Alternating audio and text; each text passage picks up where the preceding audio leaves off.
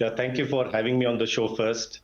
Yeah, I think so. We did a complete immersion to this research, and as we talk about India getting to the third largest economy, by 2030.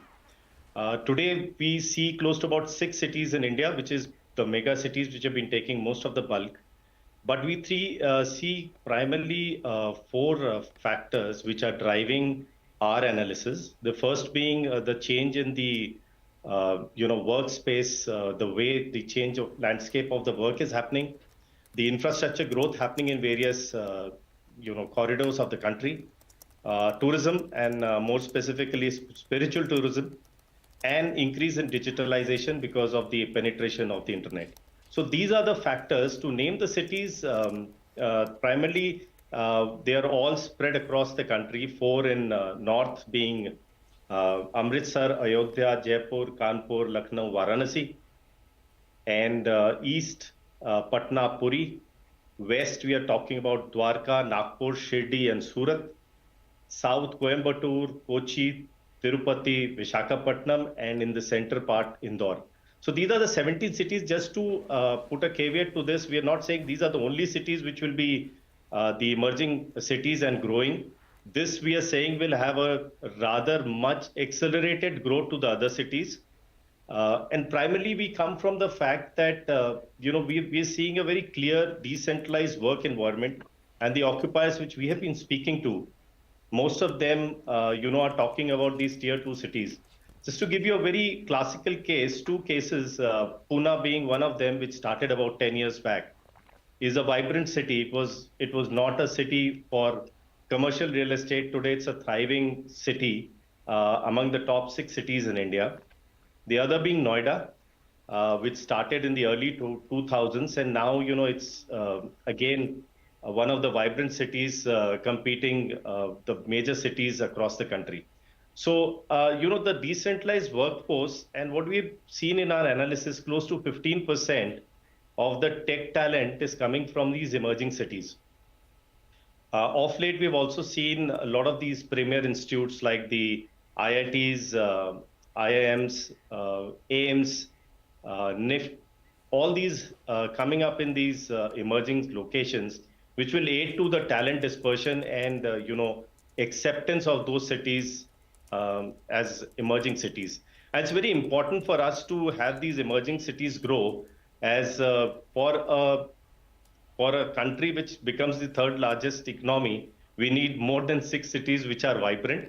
So 17 cities have been identified, but the sectors which are there are totally different for the real estate asset class in which they will develop. So some would be more on the office side, some will be the warehousing spaces, the others would be tourism, residential, senior living. So different factors for different cities. Right. Mr. Yagnik, good morning. Thanks a lot for joining in. Actually, my question was somewhat related to Pune, since you mentioned that, since you've highlighted Coimbatore, Indore and Kochi, and amongst others who have emerged as locations having high potential in the satellite office market. Now, what gives you the confidence that these are the cities which have the potential for this satellite office market? You are alluding to Pune because now Pune also has a very thriving IT ecosystem. What gives you the confidence about these three cities? So just to answer you first on Pune, Pune now is no more a satellite town, and that's the whole idea of the report. It's a vibrant, mega city, the way we call it, and it no more forms part of the satellite town. It's close to about 80 million square feet of commercial real estate state, and a thriving, industrial as well as a residential market. But Coimbatore and Kochi primarily. Both these cities are on the radar of most of the corporates. They have quality real estate. And both of them have seen traction of grade A occupiers occupying space in these cities. Indore still is a distance from there, but Indore forms a very interesting hub for the logistics space because it is very central to any locations in India. Okay, all right.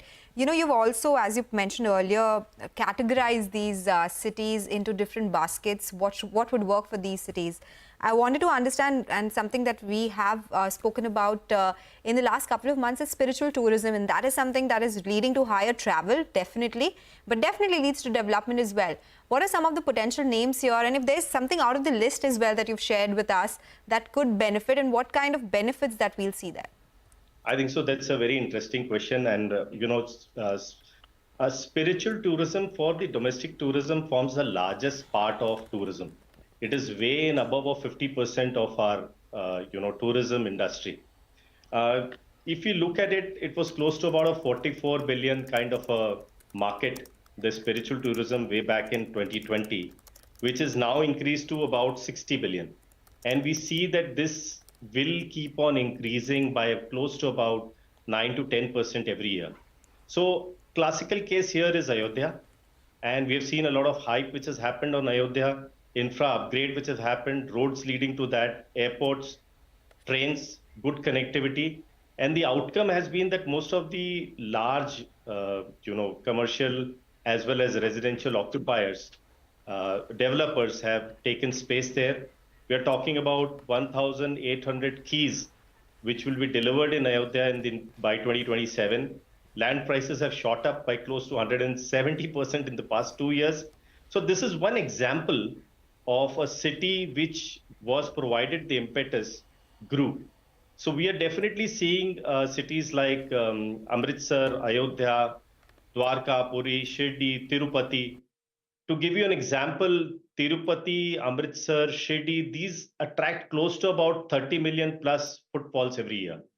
And once you go to the other ones, they are in the early teens. So this definitely, with the country growing, with disposable income coming, this definitely will have a lot of impetus, provided we have these kinds of infrastructure and connectivity issues solved for these, spiritual tourism destinations. All right, Mr. Yagnik, thanks a lot for sparing time and joining in to share your views on these emerging real estate hotspots there. Badal Yagnik of Colliers India on